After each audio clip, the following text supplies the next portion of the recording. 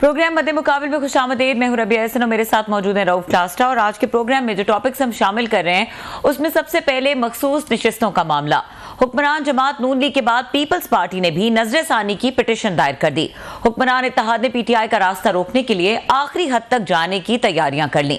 क्या हुकूमत supreme court के फैसले पर अमल दरामद करेगी? इसके अलावा बात करेंगे जमान पाक दहशतगर्दों का हेडक्वार्टर, बानी पीटीआई मास्टरमाइंड, वजीर आला पंजाब मरियम नवाज बरस पड़ी। जीएचक्यू मामले पर बानी पीटीआई के बयान को मंसूबा साजी का एतराफ करार दे दिया। और इसके अलावा बात करेंगे कौमी असम्बली के बाद जाली हाजिरियों का स्कैंडल पंजाब असम्बली में लैंड कर गया। ऑपोजिशन की तरफ से जाली हाजिरियां लगाने पर स्पीकर पंजाब असम्बली फट पड़े, कानूनी कार्रवाई का इंदिया दे दिया। क्या अरकान सिर्फ जाली हाजिरियां लगाकर टीएडीए लेने आते हैं? इस बारीक वारदात की डिटेल्स आपके साथ शेयर करेंगे। पीटीआई के रऊफ हसन और दीगर का 2 रोजा जिस्मानी रिमांड मंजूर। दूसरी तरफ हुकूमत ने शिकंजा कसने का प्रोग्राम बना लिया। इस्लामाबाद में पीका एक्ट के तहत पहली अदालत कायम करने की मंजूरी। और इसके अलावा बात करेंगे पीआईए की बहाली के लिए $50 करोड़ का इंतजाम करने में इंतजामिया नाकाम, हुकूमत ने हाथ खड़े कर दिए। दूसरी तरफ पीआईए की निजकारी में दुनिया की किसी भी बड़ी कंपनी ने हिस्सा नहीं लिया। इसकी वजह आखिर क्या है? इसके अलावा बशाम में दहशतगर्दी में हलाक होने वाले चीनी बाशिंदों को पाकिस्तानी हुकूमत ने $25 लाख का मुआवजा अदा किया। सेनेट दाखिला कमेटी की एक्सक्लूसिव डिटेल्स हैं हमारे पास, वो आपके साथ शेयर करेंगे। और हमें ज्वाइन करें डिस्कशन के लिए सेनेटर फैसल वाडा साहब, उनको वेलकम करेंगे। अस्सलाम वालेकुम फैसल वाडा साहब। वालेकुम जी। फैसल वाडा साहब, बहुत शुक्रिया आपने वक्त निकाला हमारे लिए। आप बार बार बात कर रहे हैं रिजर्व सीट्स के हवाले से कि ये नहीं मिलेंगी पीटीआई को और ये फैसला नहीं माना जाएगा। अब प्रेडिक्शंस आपकी फैसल वाडा साहब ऐसी होती हैं कि उसकी क्रेडिबिलिटी को डाउट नहीं किया जा सकता, बट एक क्वेश्चन ये है कि इसके पीछे रैशनल क्या है, कैसे नहीं मिलेंगी? अगर नहीं मानेंगे फुल कोर्ट का फैसला तो ये तो सिस्टम खत्म होने के मुतरादिफ है। बहुत शुक्रिया आपका। देखिए, सबसे पहले तो ये कि बहुत मायूसी होगी तहरीक इंसाफ को रिजर्व सीट्स के ऊपर। उसका रीजन ये है कि देखें, आइन को अमेंड करना और आइन को लिखना पार्लियामेंट का काम है, हमारा काम है, और उसकी तशरीह करना सुप्रीम कोर्ट का काम है। आइन में ये नहीं लिखा कि तशरीह भी सुप्रीम कोर्ट करेगी, लेकिन प्रेसिडेंट ये है कि सुप्रीम कोर्ट करेगी। अब आइन में लिखा हुआ है तीन दिन, आइन में लिखा हुआ है फ्लोर क्रॉसिंग ना होना, आइन और कानून के अंदर लिखा हुआ है कि पार्टी हेड का इलेक्शन के बाद होके नॉमिनेट करना। तो ये तीनों चीजें जब आ जाएंगी तो हम कैसे आइन को जस्टिफाई करेंगे? तो वहां जब कंफ्यूजन आ जाएगा तो आप जिसको 6 पढ़ रहे हैं उसको मैं 9 पढ़ूंगा।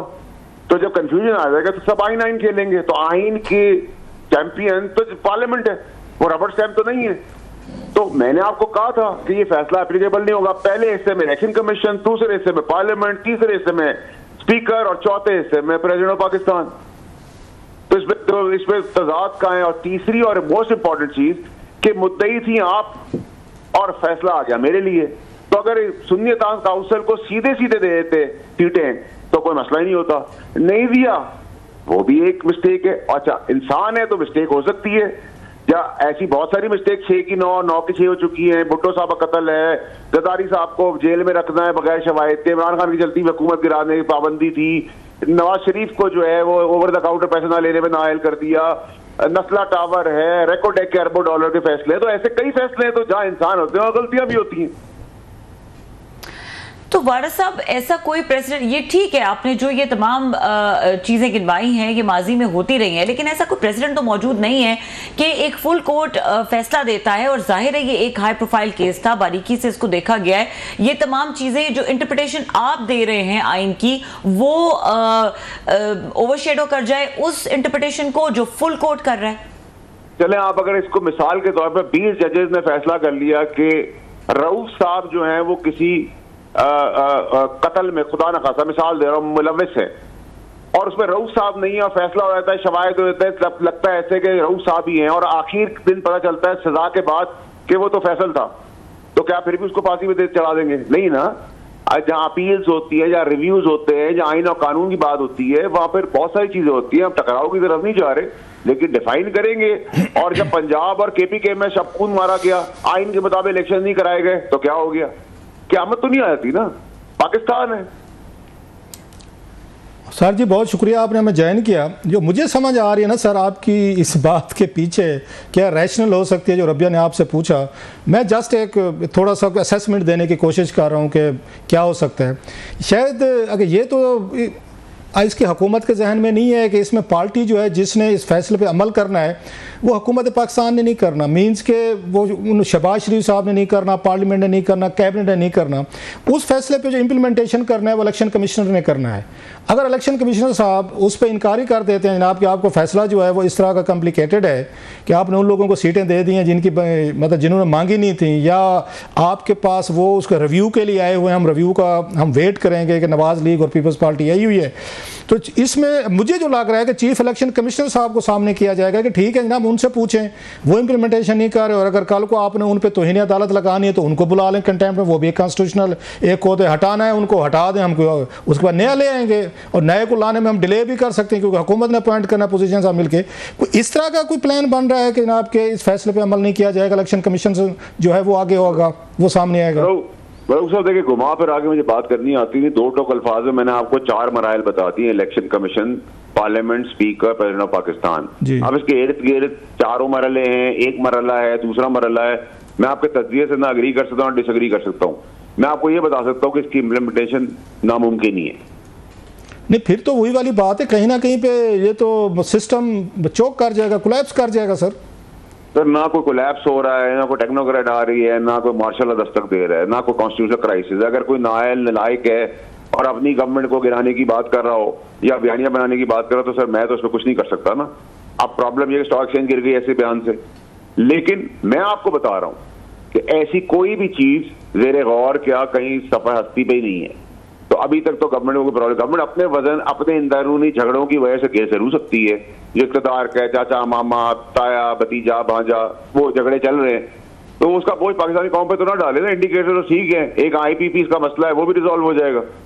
नहीं, क्या उसमें कोई दोबारा निगोशिएशन की बात कर रहे हैं? दोबारा कोई उनसे बातचीत होगी, रेट्स वगैरह रिवाइज किया जाएंगे, कैपेसिटी चार्जेस खत्म किया जाएंगे कि जो बिल बनते हैं वही लें, कैपेसिटी चार्जेस ये छोड़ें? सबसे पहले तो ये मुजरिमाना जो कॉन्ट्रैक्ट्स बने थे जिसमें कौड़ी के हम मोहताज हैं 8 आने के, तो 94 से लेके आज के दिन तक डॉलर्स में जो बरसात करने की बात की गई, आपका सारी जिंदगी नियो पे शो ना करें आपको तनख्वाह मिलेगी, ऐसा कभी होता है? तो ये किकबैक्स की सारे मामला थे ना, आज तक खा लिया मुल्क को। और जब एग्रीमेंट्स के अंदर रीनिगोशिएट भी होता है, री एग्रीमेंट भी री राइट होते हैं, उसमें अगर एग्रीमेंट्स पे किसी ने कोई वायलेशन की होती है उस पर भी होती है, ऑडिट्स भी है, बहुत सारे तरह करने वाले बने ना। जब करने वाले बनेंगे तो हो जाएगा। पिछली बार भी फौज ने इसमें बड़ा अच्छा एग्जाम किया था और इस बार भी मैं एक्सपेक्ट करता हूँ कि फौज इसमें हेल्प करेगी। नहीं, कोई इस तरह की मूव चल रही है आर्मी के अंदर कि लास्ट टाइम तो उसमें ISI में ये सारे मुज़ाकरात हुए थे और ISI के उस वक्त के DG जो थे जनरल फैज़ थे इमरान खान साहब के दौर में, तो उन्होंने बैठ के सारे मुज़ाकरात किए थे, तमाम पावर प्रोड्यूसर को बुलाया गया था। और मुझे याद पड़ता है कि बेहतरी की जब बात आएगी तो सभी को ऑन बोर्ड होना पड़ेगा, समेत जमहूरियत के, जमहूरी चैंपियंस के, मुर्दा घोड़ों के, जनाजों के और फौज के, जब पाकिस्तान और अदलिया, इन सब की जरूरत होगी आपकी मीडिया की, तो ये आगे काम बढ़ेगा और ऐसा ही होगा। अच्छा, आपने अभी कहा कि कोई केयर टेकर नहीं आ रही, कोई अनकॉन्स्टिट्यूशनल कोई सिस्टम नहीं आ रहा। एक रीडिंग और भी है, वो चाहते हैं जी, खान साहब चाहते हैं कि नहीं कि आप थोड़ा सा प्रवोक करें, मजीद इनको गुस्सा दिलाएं, जो उन्होंने बातें भी की हैं, बुशरा साहब ने बातें की आर्मी चीफ के हवाले से, आपने भी आप तक भी पहुंची होंगी, जो अदालत में उन्होंने कहा बड़ी सख्त बातें उन्होंने की।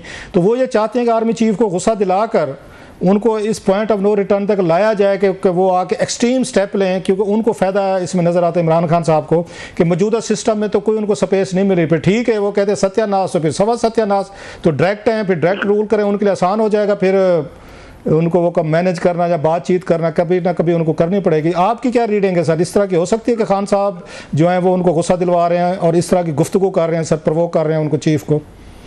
लोग साहब देखिए, सबसे पहली चीज तो ये है कि मुझे तहरीक इंसाफ का और इमरान खान साहब को मैं निकलता हुआ नहीं देख रहा इस शिकंजे से। मजीद तकलीफ में कल उन्होंने इतराफ में जुर्म भी कर लिया है कि 9 मई को मैंने कहा था GH को जाएं, आज उनको अच्छे एडवोकेट्स ने जाके समझाया कि ये क्या कर दिया, तो उन्होंने कहा पार्टी क्या पॉलिसी थी, तब भी फंस गया, डबल फंस गए, तो एडमिशन तो हो गई है।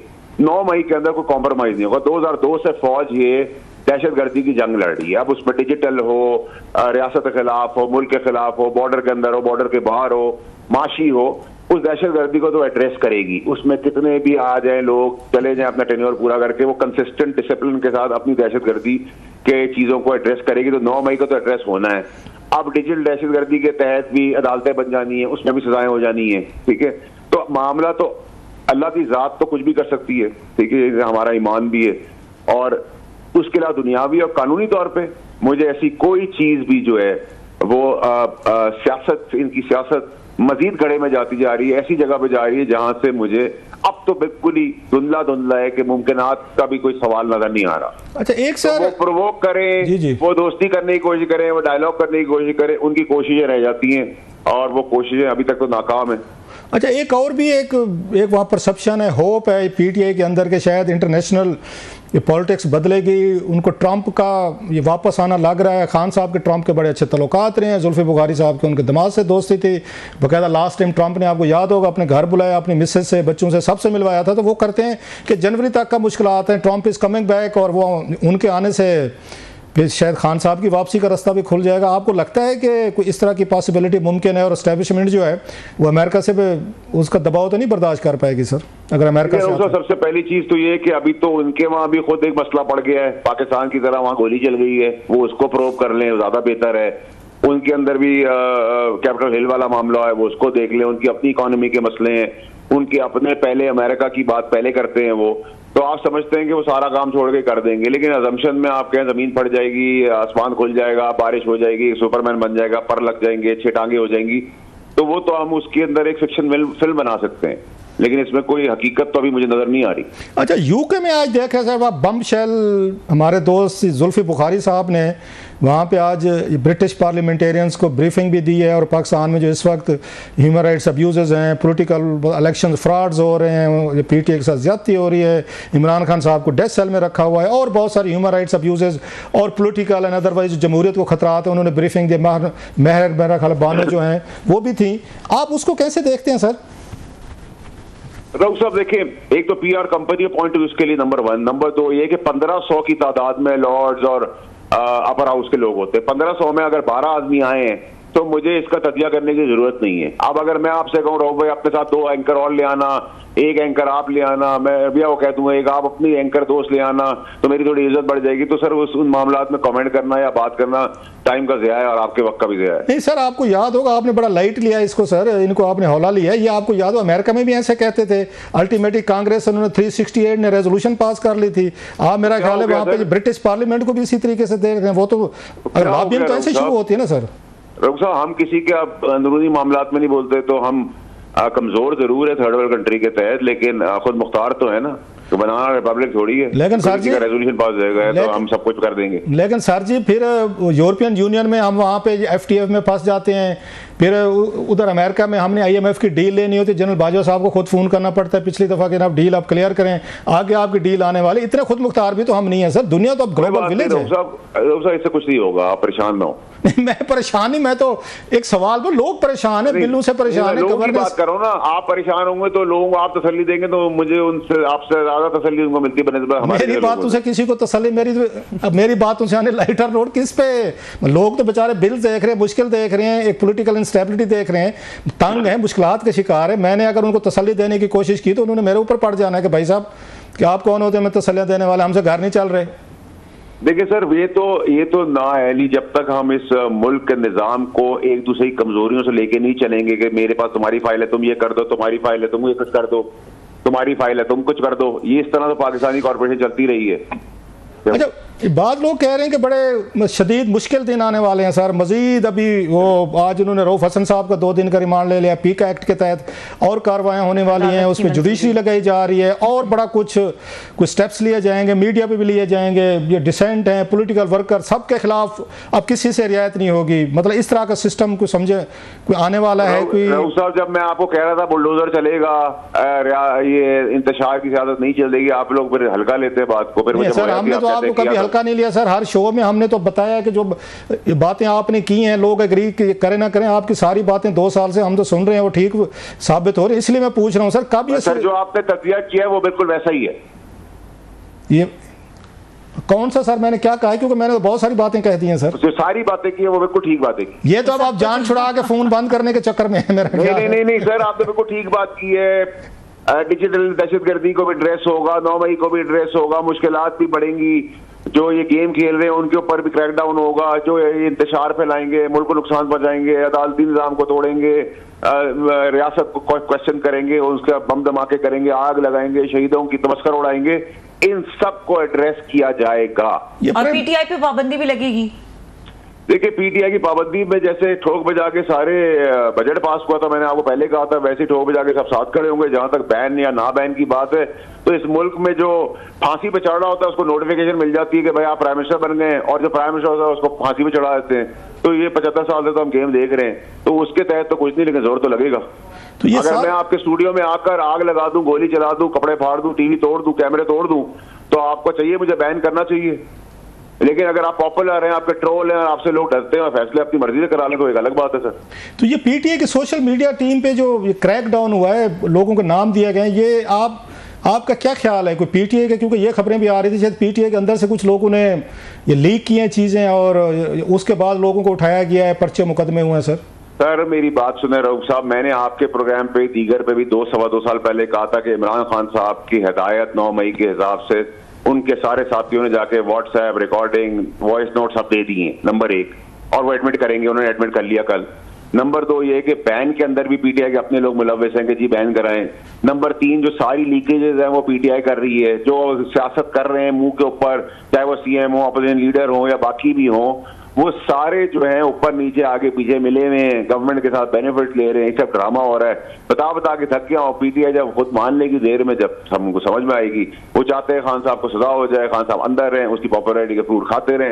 ये सब ड्रामा है सर, सबको ये बात जो आपको समझ आ रही है, बहुत सारे लोग, आप भी शायद आपको एंडोर्स करेंगे, ये बात खान साहब को समझ नहीं आ रही। उनको मतलब 28-30 साल पॉलिटिक्स में होने वाले हैं, वो मतलब वो 3.5 साल वजीर आज़म रहे हैं, पूरी दुनिया फिरे हुए हैं, वो भी तो थोड़ा समझते होंगे तमाम चीजों को। ये बातें उन्हें नहीं समझ आ रही जो बातें आप कह रहे हैं। कॉलोनियल उससे हम गुजरे हैं निज़ाम से, और जब आप हमारे सियासतदानों को, लीडरों को जाके पाकिस्तान के बहुत जबरदस्त मौलवी, मुफ्ती, आम पॉलिटिशियन, आम आदमी कहें कि आप दुनिया के आखिरी आदमी हो गए हैं और आपसे बड़ा लीडर आ नहीं सकता और इससे बड़ा ये नहीं हो सकता और आपके बगैर सियासत नहीं चलती, तो इंसान है, इंसान का दिमाग खराब हो जाता है। फिर वो जिन भूतों में भी बिलीव करना शुरू कर देता है, वो फिर दरबारों के अंदर जहाँ फातिहा पढ़नी चाहिए वहाँ सिजदे भी कर देता है।